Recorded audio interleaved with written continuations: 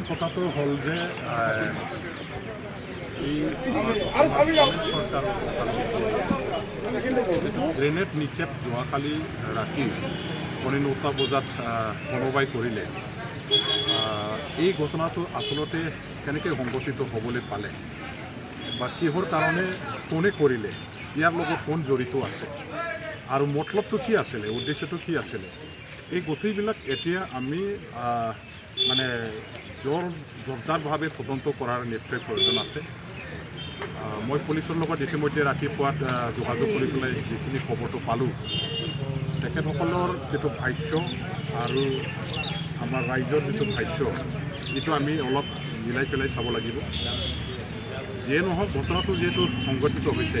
grenade নিক্ষেপ কৰা ঘটনা এইটো মামুলি ঘটনা নহয় উদ্দেশ্য যিয়ে নহওক এইটো এটা মানুহ হত্যা কৰাৰে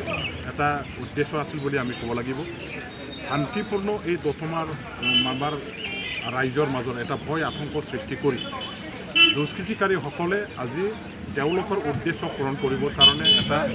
বেয়া মনোভাৱ লৈ পেলাই তেওঁলোকে আহিছিলে আমি সকলোৱে জানো যে BTC অঞ্চলত এতিয়া উগ্ৰপন্থী প্ৰায়ভাগ যিমানেই আছে তেখেতসকলে চৰকাৰৰ লগত আলোচনা কৰি মূলভূতিলৈ ঘূৰি আহিছে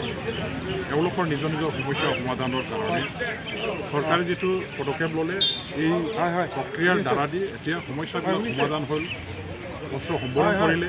মূল হোটেলে ঘূৰি আহিলে কেইটামান আকৌ সংগঠন বাহিৰত আছে আৰু এই সংগঠনসমূহে এইবিলাক ঘটনা তেখেতসকলৰ ফালৰ পৰা কৰিছে না কোনোবা ব্যক্তিগত শত্ৰুতা থকা ব্যক্তিসকলে দুষ্কৃতিকাৰীসকলে কৰিছে না নতুনকৈ কোনোবা আকৌ এই ধৰণৰ উগ্ৰপন্থী সংগঠন জন্ম দিছে এই গোটেইবিলাক তদন্ত কৰি চোৱাৰ প্ৰয়োজন আছে এতিয়া বোমা যিটো নিক্ষেপ কৰা হ'ল যোৱাকালিৰ বোমা এই বোমাটো আচলতে অৰিজিনেল বোমা হয় না হাতেৰে সেইটো মানে কি কয় সজোৱা তেনেকুৱা বোমা ইয়াৰ ওপৰতো পৰীক্ষা নিৰীক্ষা কৰিবৰ কাৰণে পুলিচৰ এক্সপাৰ্টবিলাকে এতিয়া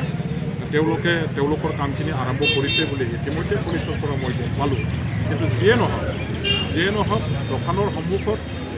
য'ত নেকি মানুহবিলাকৰ সমাগম ঘটে আৰু এইখিনি সময়ত বাইকেৰে আহি পেলাই বোমা নিক্ষেপ কৰাৰ যিটো ঘটনা এই ঘটনাটো সঁচাকৈ অত্যন্ত মানে ভয়ংকৰ ঘটনা BTC অঞ্চলত আজি শান্তি গঢ়ি আহিছে বুলি আমাৰ চৰকাৰবিলাকে প্ৰচাৰ চলাই আছে আমিও সঁচাকৈ শান্তি অহাটো বিচাৰোঁ শান্তিৰে বসবাস কৰিব বিচাৰোঁ বহু বছৰ ধৰি এই BTC অঞ্চলত ভয় আতংকৰ মাজত থাকিব লগা হোৱা এই ৰাইজে এতিয়া শান্তিৰে বসবাস কৰিবৰ কাৰণে শান্তিৰে নিজৰ বেপাৰ বাণিজ্য যিবিলাক কাম কাজ এইবিলাক চলাই থাকিবৰ কাৰণে তেখেতসকলে